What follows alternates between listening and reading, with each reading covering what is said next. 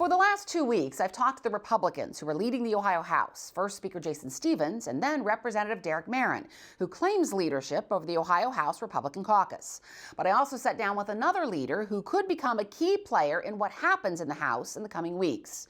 Democratic Representative Allison Russo heads up the minority caucus. So you said of Speaker Stephens' priority list, there's a lot we agree on and some things we are miles away on. So I want to ask you both, what are some of the things that you agree on with Speaker Stephens' agenda, and also what are your thoughts on Representative Merrin's agenda? Well, the Speaker laid out 12 priority bills. 6 of those are bipartisan bills, so we have Democratic support on 6 of those. Things that, economic development opportunities, affordable housing, modernizing our adoption system, addressing our infant mortality crisis, fully funding public education. So there are a number of issues that we are supportive of, but of course there are also 6 in that list that we are not supportive of.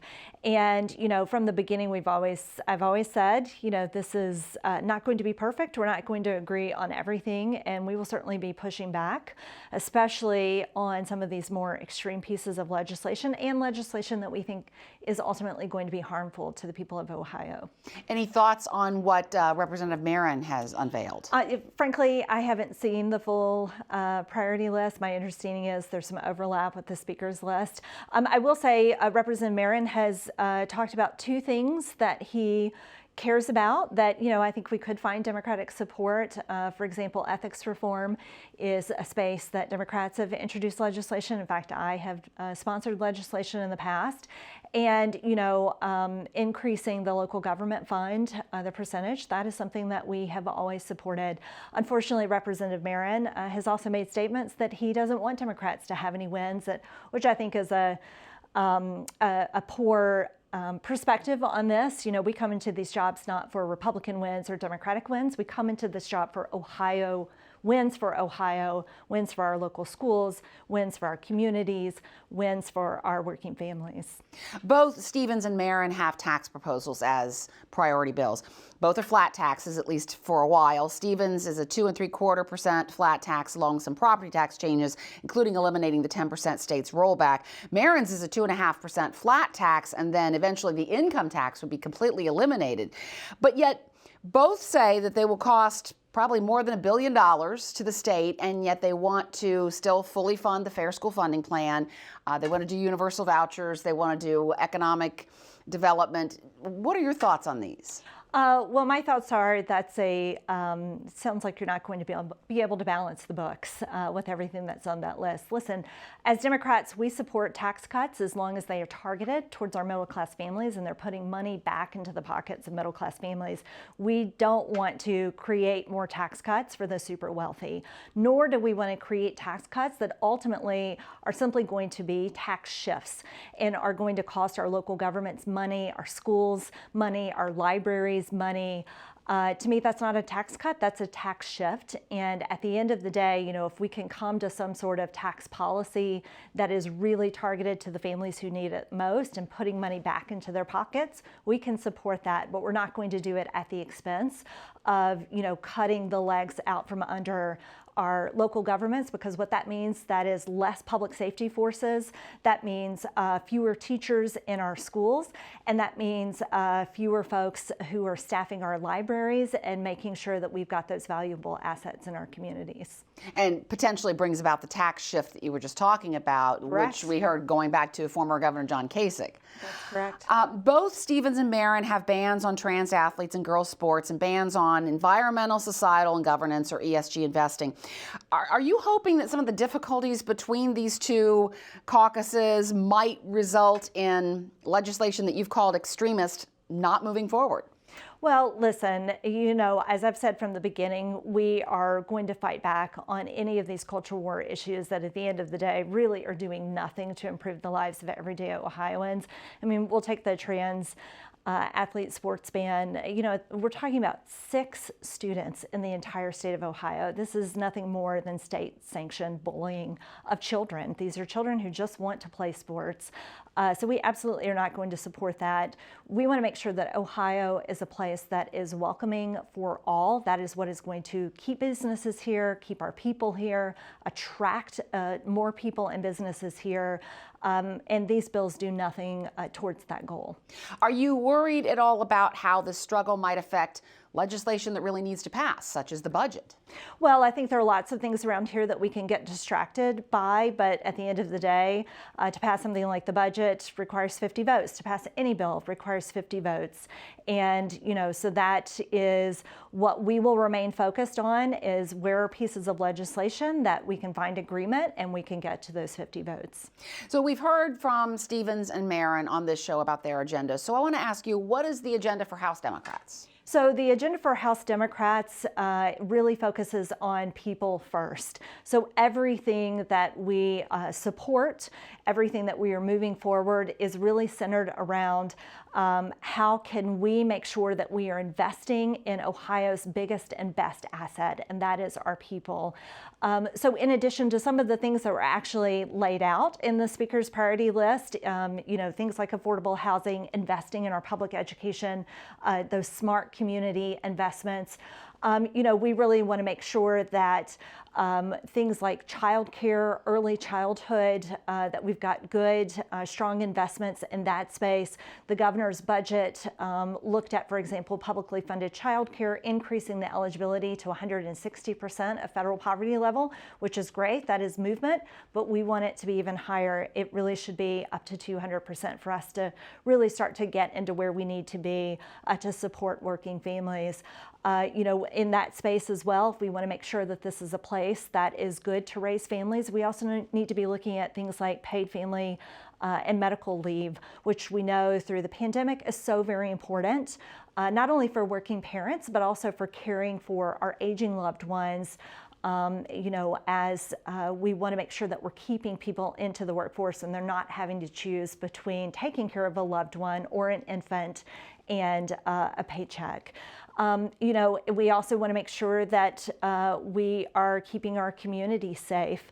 Lots of things that can be done in that space, addressing gun violence in particular. You know, we have talked a lot about the need for common sense gun reform. When we look at the growing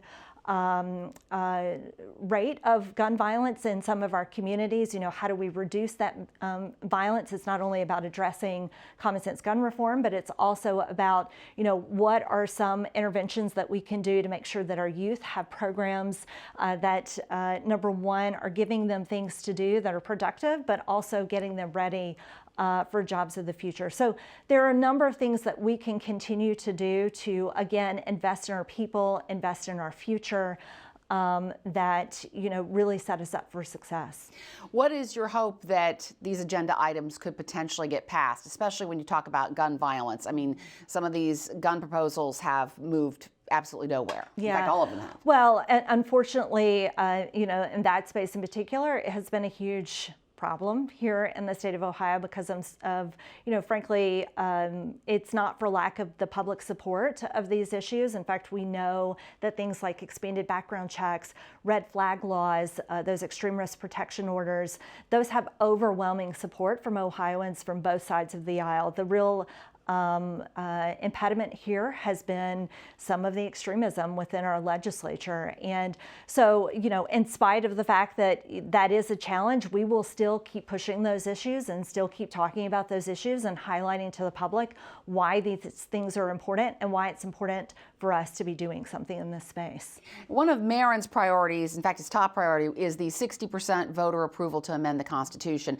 That is House Joint Resolution 1, which is not one of Speaker Stevens' priorities, but it's still been assigned to a committee and that sort of thing. So what is your strategy for confronting that, especially since it could make the ballot this fall, where it could potentially be on the ballot, along with an amendment on reproductive rights. Well, make no mistake about it that this particular resolution, which will fundamentally change our ability to directly access democracy in the Constitution, is undemocratic at the end of the day. It's unpopular, it's unnecessary, it's unfair. So we will continue talking about that. We learned in lame duck, we had hundreds of people who showed up here at the State House. I imagine that that's going to continue the public outcry against this measure, which would increase the threshold to 60%. Listen, this is being done primarily because these legislators who have drawn themselves into districts that are uncompetitive understand that the legislation that they've passed around here is extremely unpopular, and the citizens still have a direct path to make changes and ensure that we have rights that are protected, and they want to take away that right. That is something that will be deeply unpopular, I believe is deeply unpopular, and we're going to fight it every step of the way. You mentioned that 6 of the 12 priority bills from Speaker Stevens do have Democrats as co-sponsors. But I'm wondering, after you've seen Stevens' agenda, do you feel like some of these bills were proposed, the 6 that you don't like, were proposed to bring the Merrin coalition on board and really exclude you? And if that's the case, do you regret voting for him for Speaker?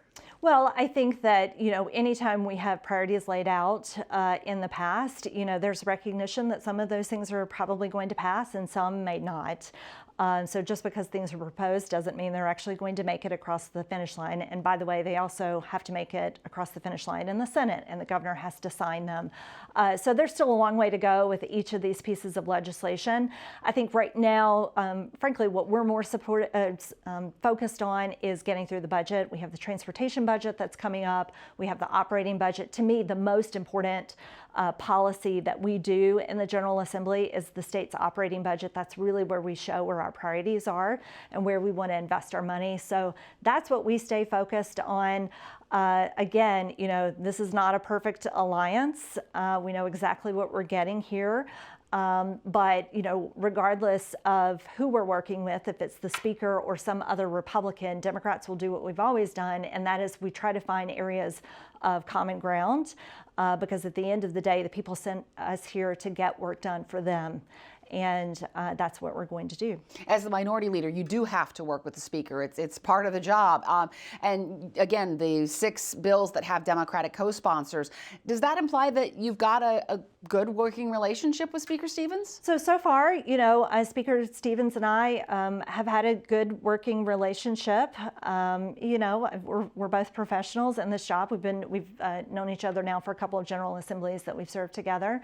But listen, it is, it's all about staying focused on what we're here to do, and that is to work for the people.